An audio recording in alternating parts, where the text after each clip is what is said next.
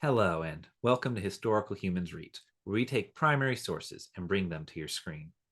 I'm Colum Coleman, and today we are reading from Lolita by Vladimir Nabokov. Written in English and published in France by a Russian American author in 1955, Lolita has been adapted into film twice and staged as operas, ballets, and even a Broadway musical. From its unreliable and truly villainous narrator to its willingness to focus on highly traumatic subjects, particularly the abduction and abuse of children, Lolita is a unique and inherently controversial work. Today we will be reading Part 1, Section 2 of Lolita. Before we begin, we at Historical Humans would like to state that while the passage we will be reading does not contain any particularly triggering or traumatic material, the work itself features strong occurrences of topics that may not be suitable for all readers. With that, let's begin. I was born in 1910 in Paris. My father was a gentle, easygoing person, a salad of racial genes, a Swiss citizen of mixed French and Austrian descent, with a dash of the Danube in his veins. I am going to pass around in a minute some lovely glossy blue picture postcards. He owned a luxurious hotel on the Riviera. His father and two grandfathers had sold wine, jewels, and silk, respectively.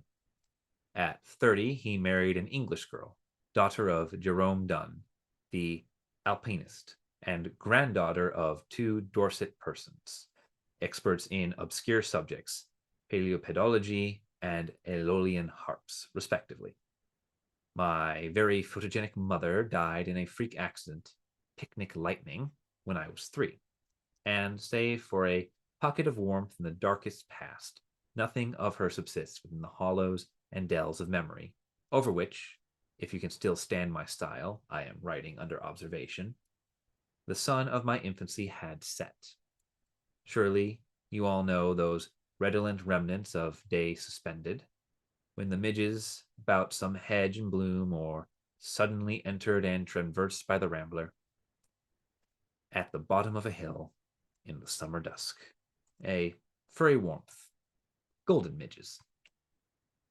My mother's eldest sister, Sybil, whom a cousin of my father's had married and then neglected, served in my immediate family as a kind of unpaid governess and housekeeper. Somebody told me later that she had been in love with my father, and that he had lightheartedly taken advantage of it one rainy day and forgotten it by the time the weather cleared. I was extremely fond of her, despite the rigidity, the fatal rigidity, of some of her rules. Perhaps she wanted to make of me, in the fullness of time, a better widower than my father. Aunt Sybil had pink-rimmed azure eyes and a waxen complexion. She wrote poetry. She was poetically superstitious. She said she knew she would soon die after my 16th birthday, and did. Her husband, a great traveler in perfumes, spent most of his time in America, where eventually he founded a firm and acquired a bit of real estate. I grew up a happy, healthy child in a bright world of illustrated books, clean sand, orange trees, friendly dogs, sea vistas, and smiling faces.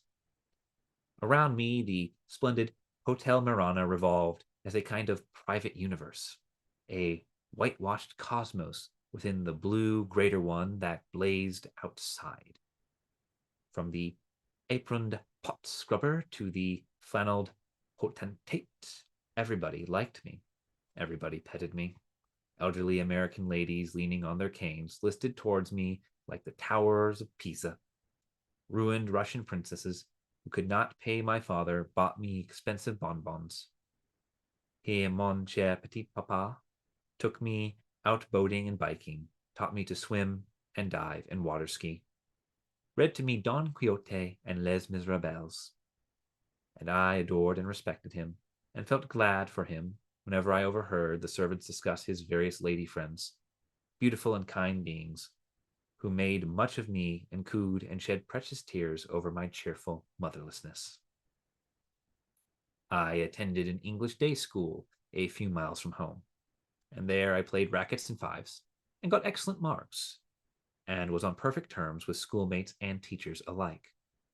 The only definite sexual events I can remember as having occurred before my 13th birthday, that is, before I first saw my little Annabelle, were a solemn, decorous, and purely theoretical talk about pubertal surprises in the rose garden of the school with an American kid, the son of a then celebrated motion picture actress whom he seldom saw in the three-dimensional world, and some interesting reactions on the part of my organism to certain photographs, Pearl and Umbra, with infinitely soft partings in Pitchen's sumptuous Labuit Humain that I had filched from under a mountain of marble-bound graphics in the hotel library.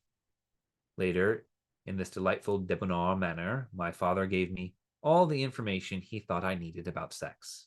This was just before sending me, in the autumn of 1923, to Alissy in Lyon, where we were to spend 3 winters. But alas, in the summer of that year, he was touring Italy with Mame de Re and her daughter, and I had nobody to complain to, nobody to consult. This has been an excerpt from Lolita on Historical Humans Reads.